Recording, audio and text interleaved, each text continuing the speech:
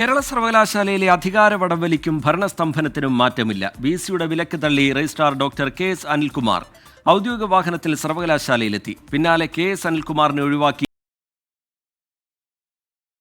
വിളിച്ചു. Syndicate suspension റദ്ദാക്കിയ KS. അനിൽകുമാറിനെ ഒഴിവാക്കി സെന്റർ ഫോർ ഗ്ലോബൽ അക്കാദമിയുടെ യോഗമാണ് വിസി വിളിച്ചു ചേർത്തത്. ഓൺലൈനായി ചേർന്ന യോഗത്തിൽ രജിസ്ട്രാർ ഇൻചാർജ് എന്ന നിലയിൽ പങ്കെടുത്തത് മിനി കപ്പനാണ്. 93 വിദേശ വിദ്യാർത്ഥികൾക്ക് കേരളയിൽ പ്രവേശനം നൽകാനും യോഗത്തിൽ തീരുമാനമായി. Registrar KS. അനിൽകുമാറിന് ഔദ്യോഗിക വാഹനം തടയാൻ കഴിഞ്ഞ ദിവസം വിസി നടത്തിയ നീക്കം സർവകലാശാല തള്ളിയിരുന്നു. സെക്യൂരിറ്റി ഓഫീസറോട് ഡ്രൈവറിൽ നിന്ന് വാഹനം വിസിയുടെ ഉത്തരവ്. എന്നാൽ ഔദ്യോഗിക വാഹനത്തിൽ തന്നെ രജിസ്ട്രാർ എന്ന് സർവകലാശാലയിലെത്തി. എനിക്ക് സ്വന്തമായ വാഹനമില്ല, സർവകലാശാലയുടെ വാഹനമാണ്. സർവകലാശാല ആസ്ഥാനത്ത് സുരക്ഷാ പ്രശ്നങ്ങളുണ്ടെന്ന് ബി.ജെ.പി. സിൻഡിക്കേറ്റ് അംഗങ്ങൾ ആരോപിച്ചു. രൂക്ഷമായ ഭാഷയിലാണ് ഹൈക്കോടതി പ്രതികരിച്ചത്.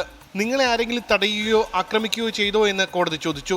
തടസ്സം നേരിട്ട തീയതിയും സമയവും ഉൾപ്പെടെ കോടതിയിൽ തിങ്കളാഴ്ച വിശദമായ സത്യവാങ്മൂലം സമർപ്പിക്കാൻ ആവശ്യപ്പെട്ടിട്ടുണ്ട്. സർവകലാശാലയിൽ സുരക്ഷാ പ്രശ്നങ്ങളൊന്നുമില്ലെന്നും വിസി അധികാര ദുർവിനിയോഗമാണ് നടത്തുന്നതെന്നും ഇടത് സിൻഡിക്കേറ്റ് അംഗങ്ങൾ. സർവകലാശാല ഭരണസ്തംഭനത്തിൽ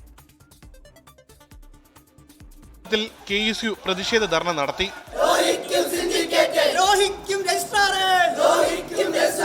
നിങ്ങൾക്കെതിരെ പ്രതിഷേധം.